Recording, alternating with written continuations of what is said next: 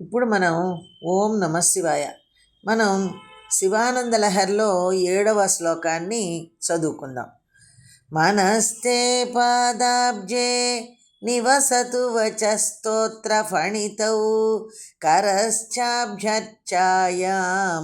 శృతిరపి కథా కర్ణన విధౌ తవ ధ్యానే బుద్ధిర్నయనయుగళం మూర్తి విభవే పరగ్రంథాన్ కైర్వా పరమశివజానే పరమతః.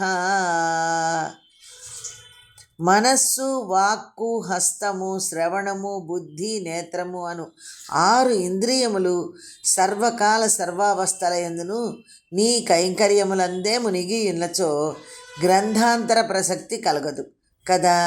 కనుక శివ అట్లా అనుగ్రహింపమని భావము.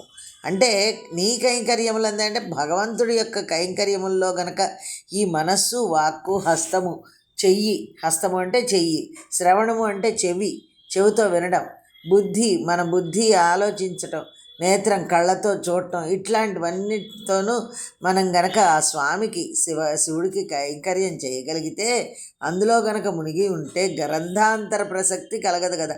అంటే గ్రంథాలు చదవాల్సిన పనే లేదు. ఇలాగ ఇవన్నీ వింటూ ఉన్నా చాలు, మనం నేత్రాలతో చూస్తూ ఉన్నా చాలు, మనస్సుతో స్వామి నామాన్ని చేసుకున్నా చాలు అంటూ చెప్తున్నారన్నమాట.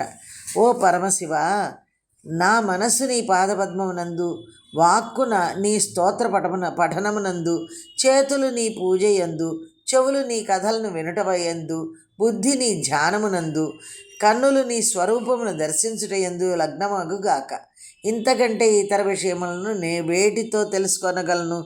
ఈశ్వర, నా మనస్సు ఎల్లప్పుడూ నీ పాదములపైన, నా వాక్కు నీ స్తోత్రములను పఠించుటయందు, చేతులు నిన్ను పూజించుటలోను, కర్ణములు అనగా చెవులు నీ కథాశ్రవణమునందు, నేత్రములు నీ దివ్యరూపమును దర్శించుటయందు మాత్రమే లగ్నమగునుగాక అంటూ ఈ శ్లోకంలో శ్రీ